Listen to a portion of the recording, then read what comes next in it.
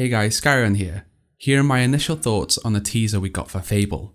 We open with some trees and the playground logo, and my heart stopped when this happened. Panning down, a sword with the guild seal on the hilt. This suggests that heroes do exist, or they did exist in this world at one point. The narrator continues to talk about legendary heroes and treacherous villains. The word legendary in the dictionary means described in or based on legends, pushing the idea that heroes have existed for a while, or they've disappeared maybe. The narrator speaks of them in awe. A fae or a fairy-like creature flies onto the screen and we follow her through the luscious forest where the narrator talks about fantastical creatures and wondrous places as she flies above a creature in the water, showing how full of life and magic this world has. A big issue that players of Fable 3 had was that it didn't seem to have that fantastical magical feeling. This has seemingly brought Fable back to its roots. As the camera pans up, we see other fairies in the background flying around, showing that a lot of creatures are living within this simple region, full of magic and wonder. The narrator continues to explain that this world lives in perfect harmony with magic and nature. The reminiscent music in the background filling the video with that Fable feeling that we have with the original games. Then a toad eats the fairy, a silly bit of humour that the original Fable games are well known for. I'm glad they put this in, silly humour made Fable what it is. Panning down to the bottom of the lake, we see that the colour palette of the frame changes to darker tones of green and brown, pushing forward the idea that not every story has a happy ending, going from a colourful area pulled down to the bottom as the fairy dies and eaten by the toad. This perfectly syncs with the narrator's words. The best part of this trailer is the quick zoom up to a stunning landscape with a city in the background. From first thoughts, within the town we see in the distance, it looks like the tower from Bowerstone Castle, which gives me a few thoughts which I'll get to.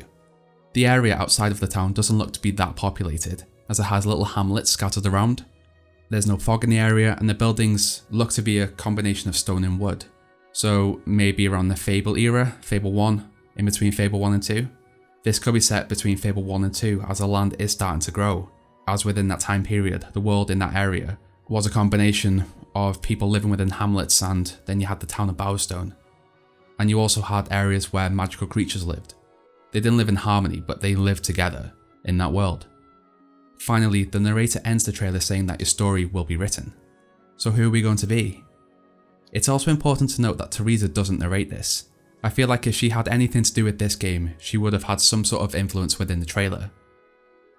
Also, there's no spire in the distance, so it could mean that it's set maybe after the Old Kingdom, between Fable and Fable 2, but the landscape does look like it'd be set between the Old Kingdom and Fable 2.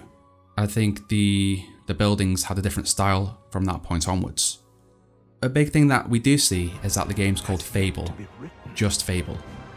So from that, and everything I've kind of briefly touched on, just from my first look at this trailer, I've got two thoughts. The first is that this is a complete reboot, meaning that Playground Games will create their own lore and universe, but hopefully keeping some of the information and lore as a foundation for the world of Fable. So we've got the heroes, we've got the magical creatures, and it looks like Bowerstone, but then that could just be a placeholder for this trailer. It might just have been kind of an iconic Fable style of a city. I'm not sure. The second is that this could be set between Fable and Fable 2. It could fit in within the world as Bowerstone is growing and the Age of Heroes ends, living in the world as the heroes are pushed out of Albion. But still, the landscape in the background does push you back to the early eras of Fable. It could be either two, I think, but we'll know more when we get more information.